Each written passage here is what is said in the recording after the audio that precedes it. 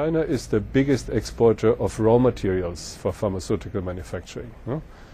And these raw materials, sometimes they may come from factories, chemical factories that are not licensed as medicines factories, or they're not licensed for raw materials that go into medicines under the Chinese regulation.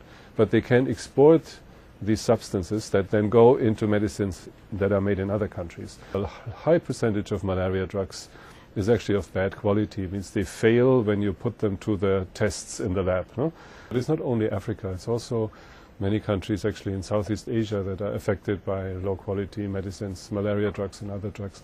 Some of these drugs may come from China, some may have a label that says made in China, but they come from elsewhere. It definitely had an impact on the consumer. Consumers are concerned now when things come, the label on the food is made in China. So that, I think, as I said, this is painful for the export industry in China. Certainly China has the political will to crack down on these issues for the reasons that I mentioned. It is otherwise becomes a problem for the exporting industry. But then it's a resources issue, because you need to do a lot in order to cover a big market, and you have thousands of manufacturers